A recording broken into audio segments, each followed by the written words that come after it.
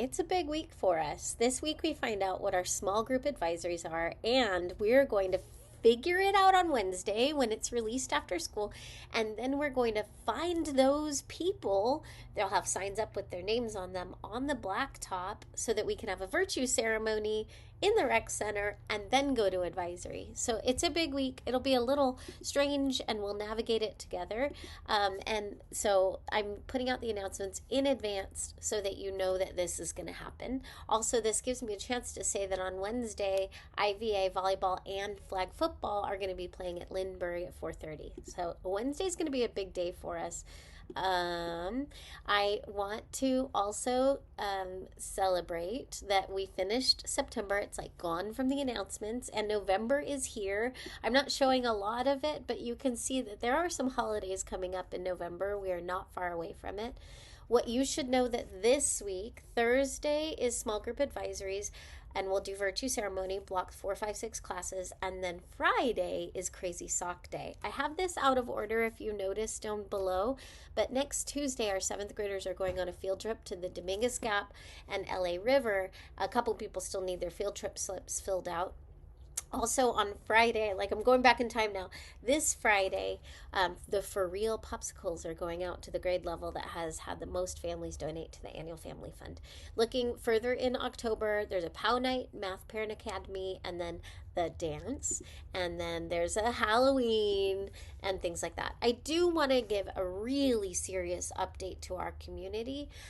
It is common for middle school students to repeat things that they hear, and sometimes they do not understand the words that they're using, and sometimes they do. Whether or not they understand it, it causes harm. So I'm going to classify these things as slurs, any insulting or offensive or degrading remark. Even if you say this to a friend, it is not okay because it causes harm, either for that friend and they're not telling you, or for people around that hear you say this. Some examples of words like this is the N-word. It's a racial slur that is used to harm the Black community. And I know there's a lot of complexity on how and when or where the word is allowed to be used, but at school it is never allowed to be used. An F slur is used to harm the LGBTQ community. Sped or are you slow? These are phrases or words that are terms used to harm people who have mental and physical disabilities. So all of these things cause harm, and we want to be very careful to monitor ourselves and our friends to make sure that we are not using words that cause harm. Any of these things, whether you think that they're jokes or teasing or nicknames or name calling, they cause harm even when harm is not intended. And so the response of the school is that it would be a loss of break or lunch to have time to learn and reflect on the impact of these words, the history of these words, and the harm that can be caused, and to make sure that the school remains a safe place. They'll also include a family notification and possibly a meeting with your family. It can also lead to possible suspension if words are continuing to be used even after these interventions are put in place. Not specific to the use of words, but I want to remind everyone that we have this thing called Stop It. It's an anonymous reporting service.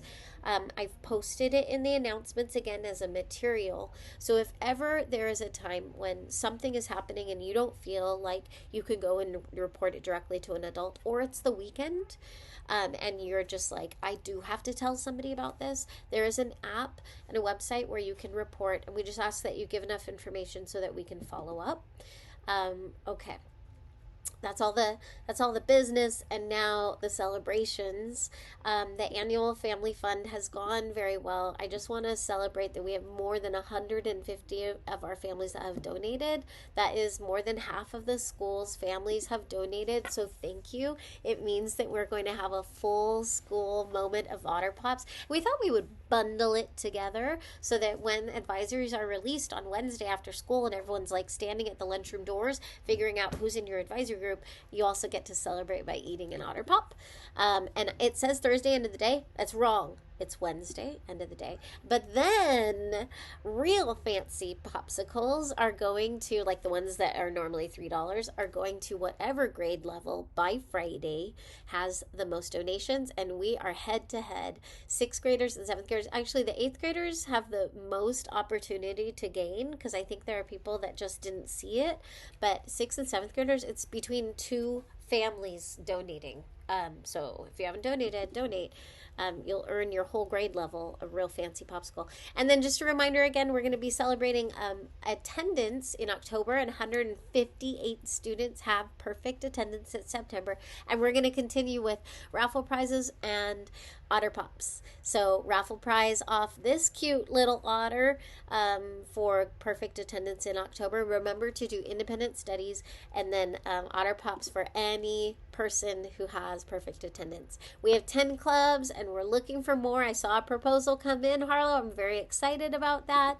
So anytime you can think of another proposal, please, everybody turn it in. We want lots of opportunities.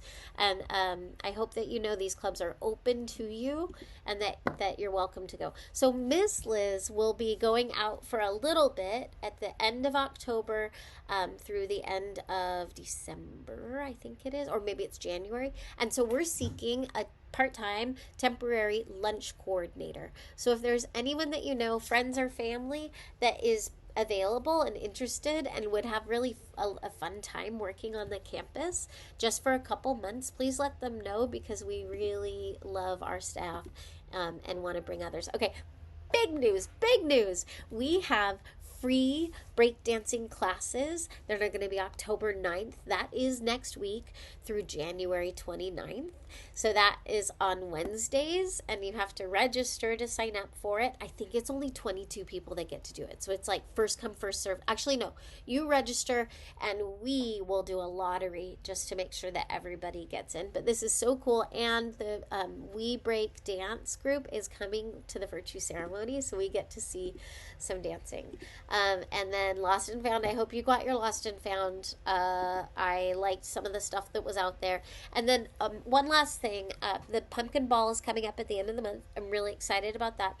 Every dance that we have, and we have 3, one grade level donates a whole bunch of snacks, which is cool, but we're going to make sure that it's limited snacks, and the 8th grade committee wants to sell things to you. So I need you to think about what kind of things do you want to buy at a dance when you know that snacks are limited. Like, tell me your ideas, because then we want to do a really good fundraiser in that way.